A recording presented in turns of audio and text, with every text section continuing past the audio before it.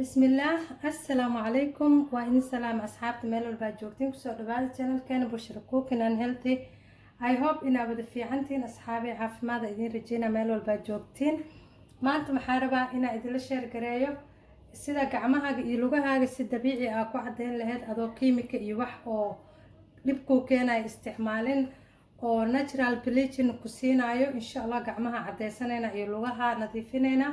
dead skinka ka qaaday hadaa jeceshahay lugo oo jilicsan oo pinki ee cirbtaada oo like baby food lugo qurux badan saa ku heshid alaabtiisa sameynayna iyo gacmo qurux badan oo softy ah oo ku cadaanayo. marka asxaabta inta barka badanin maxaa rabaa inaan idin tuso labada nooc aan sameynayno. fasting waxa sameynayna whitening sameynayna. maxaa u baahan tahay Colgate, u baahan tahay white Colgate waaye. maxaa u baahan tahay liin dhanaan jab liin dhanaan inta uga baahanahay. maxaa u baahanahay baking soda kan maxaa rabnaa inaan ku sameyno asxaabe inaan ku cadeysana rabnaa oo jirkeena ku cadeysana si dabiici ah oo dhib kaaga imaanaynin iyo cudur.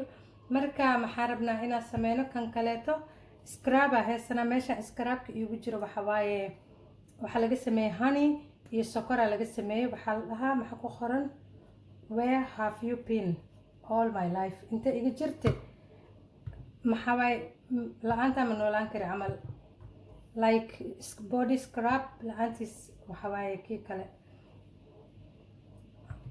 so maxaa haysanaa apricot facial scrub.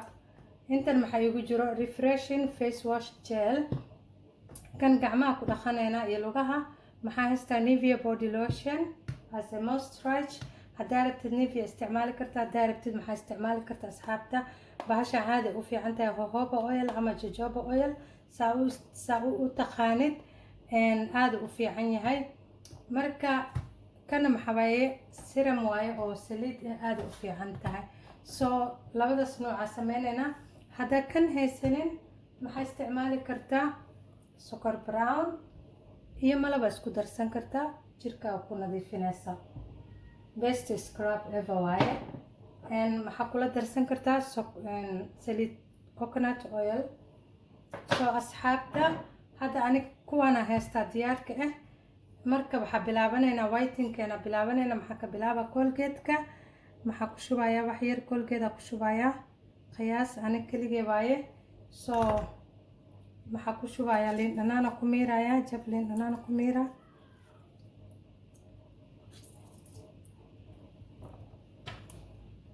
haddana maxaa ku darsanaa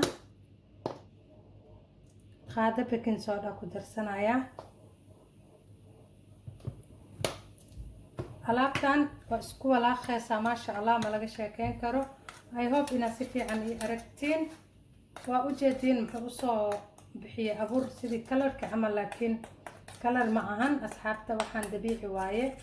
dhib ma kaaga imaanayo korka ma kaa jajabaayo ma kaa jeexmanayo like effect ma lahan side effect dhan ma qabo free waaye. marka alaabtaana marsanayna gacmaha iyo lugaha. marka waa idin tusaa gacmaha soo ku soo baxo insha Allah waa arkaysiin hadda. marka waa isku qasay maxaa sameynaysaa gacmahaaga marinaysaa waa kaasa. alaabtan wax laga cabsanayo ma ahan asxaabe waxa waaye wax oo iska hubtid oo dhib ku keenaynin maasha Allah korkaaga ku nadiifinayo. hadda isticmaashid ma u baahantid daawo ma u baahantid iyo kalar iyo waxaas ma u baahantid. kan kugu filan iyo kareemkaaga iyo biyahaaga kugu filan. marka waa kay asxaabta maxaa rabaa inaan kusoo joogo 15 to 20 minutes kabacdina iska dhaqaa. soo labada gacan inaan marisid waaye haddii kala nooc ay ka noqonayaan maahano cause hal gacan haddii la cadeeyo dhib waaye. marka waa kay 20 daqiiqo kusoo jooga waa iska soo dhaqaa kadibna scrub kala sameysanayna asxaabta. soo dhawaada. waa kana hadda marka asxaabta haddana waxaa sameysanaynaa asxaabta scrubki oo labaad. marka waa kana kan dareero waaye sokor iyo malab haddii la isku daro wixii kasoo baxay waa ka saysiin saaid uu soft u yahay marka waxaa ku darsanaa kana ku darayaa apricot-ka uu adag yahay soomahan marka labadana si fiican iskugu qasaysaa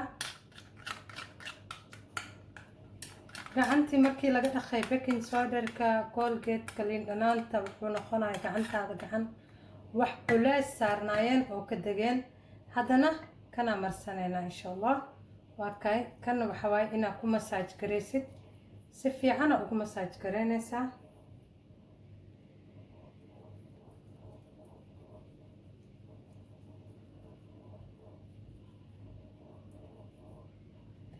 alaabtan waxaan ku dhahay haddaa wadid oo maxaa ka dhigatid iscadeyskaaga maasha allah jir qurux badan waa yeelane kala nuuc ma noqonaysid waxaa noqonaysaa qof oo natural u cad oo naturalna qurux u haysto maasha allah marka waa kay asxaabta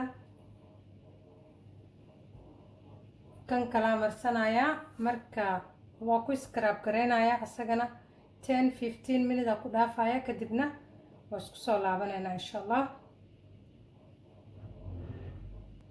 waa kana marka asxaabta waa soo dhameynay haddana waxaa rabaa inaan marsado lotionkan aan moisturize ku sameeyo alaabtan korkaaga markaa marisid maasha allah waxaa dareemay khafiifa dareemaysaa relief adiga dhan baafka inaad la gashid waa isticmaali kartaa waxaan oo dhan korkaaga waa ku dhaqi kartaa waxa waaye all body waaye laakiin maanta anaka lugaha iyo gacmaha aan u samaysanayna marka waa kaasa asxaabta intaas idinla share gareynay kareem alaala ka haysatada isticmaali kartaa greaselina isticmaali kartaa saliida isticmaali kartaa almond oil waxaa jecesha isticmaali kartaa marka korkaaga wuxuu ku noqona kor macaan maasha allah waa kaasa marka asxaabta intaas idinla share gareynay aada u mahadsantihiin subscribe-ka iyo like-ta naga ilaabina insha allah commentigan dhiirigelin uu yahay asxaabta waa idinka mahadcelinaa always marka intaas idinla share gareynaya maanta asxaabta aada u mahadsantihiin supportkiina dhiirigelintiina mar walba waa idinka duceynayaa insha allah soo marka maanta waa kaasa waxaa jeclaan lahaa inaa idin dhaho markasta si dabiici ah wax nadiif oo korkaaga ah hubtid mari waxaada hubinha marsanin daawaadha ku marsanin oo chemical ah ma fiicna asxaabta waxa u dhahay ma fiicna dad badan soo arkay oo si xun ay u gashay insha allah kuwaasna waa kasoo hadli doonaa maxaa lahaayay marka waxaa u sheega gabdhihii kale oo saliidda iga sugayeen saliiddii waa diyaariyey insha allah marka wax yara u dhiman inaa qaadatiin le waayo waa idin soo wacaya gabdhaha waxaa sheegaya oo inta ila jooga reer UK ah saliidihiina waa idin diyaariyey insha allah diyaar waaye marka hadda idin soo wicin 2 maalin gudaheeda insha allah waa idin soo wacaya marka aada u mahadsantiin asxaabteyda dhammaantiina waxaa idin leeyahay stay healthy all the time insha allah take care aada u mahadsantiin jasaakum allah allah hafiis